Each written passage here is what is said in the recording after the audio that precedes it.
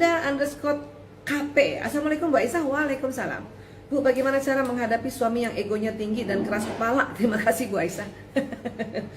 Ego tinggi, keras kepala. Wow, ya laki-laki memang ada program, sebetulnya bukan keras kepala.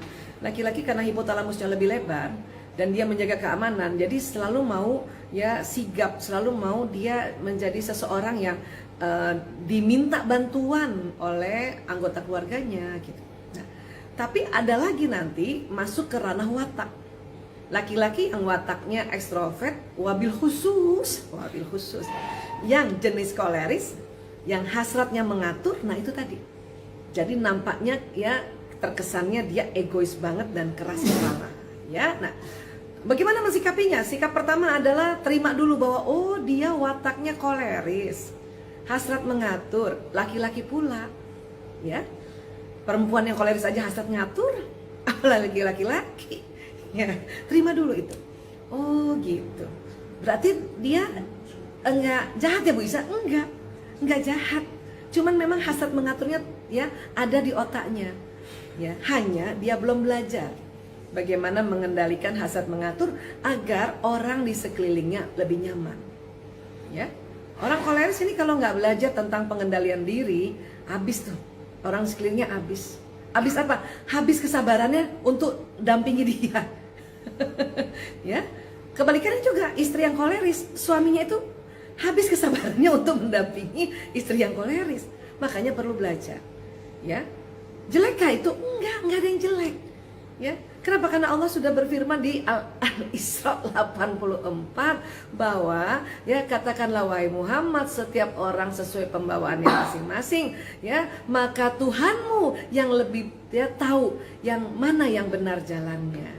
Jadi dia bukan jahat, cuman itu jenis watak yang memang Allah ciptakan, tinggal perlu belajar untuk pengendalian dirinya. Ya, iya. Jadi itu aja. Nomor satu sikapnya itu. Terima dulu. Nah, supaya terima, ngerti dulu. Supaya ngerti, tahu dulu. Ya, saya udah belajar Bu Isa, nggak apa-apa, belajar lagi. Supaya apa? Supaya paham. Saya udah paham Bu Isa. Ya, belajar lagi. Supaya apa? Supaya ngerti. Saya udah ngerti Bu Isa, belajar lagi. Supaya apa? Supaya sadar bahwa pasangannya koleris. Harus diganti Bu Isa? Jangan diganti. Kenapa? Dapatnya begitu juga. Udah ini aja yang dipelajarin. Udah diseng-seng aja ya.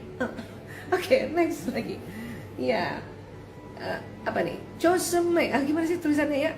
Chosme undercut outfit. Bu dokter mohon penjelasan mengenai pria sifat maskulin dan pria sifat feminin itu bagaimana?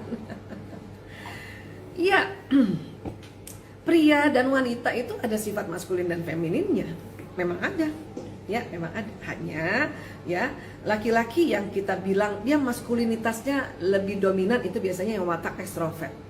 Yang koleris maupun yang sanguinis. Ya, nah, laki-laki itu sifat feminitasnya lebih terasa. Nah, itu biasanya yang wataknya introvert, ya, watak introvert. Jadi laki-laki yang introvert, misalnya pemikir, melankolis atau pengamat, yang damai, ya, itu feminitasnya lebih terasa. Kenapa?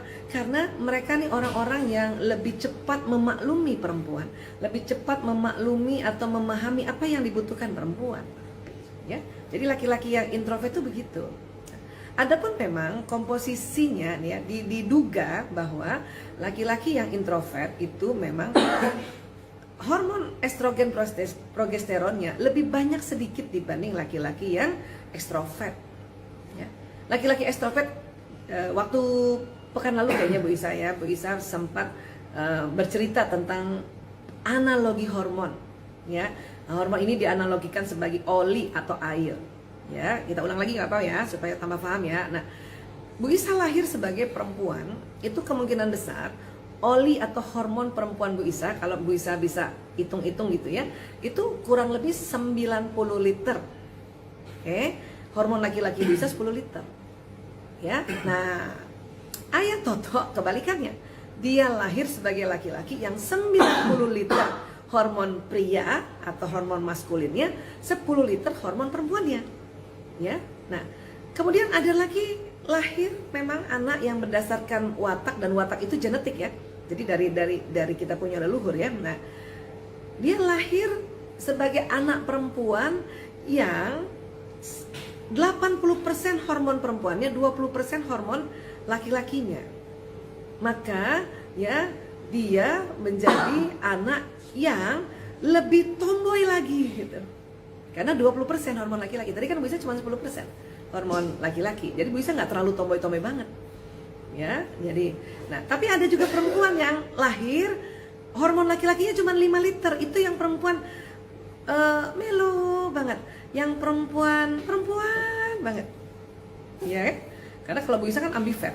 Ada ekstrovertnya, ada introvertnya. Jadi kurang lebih cuman yang 10 liter lah itu testosteronnya ya.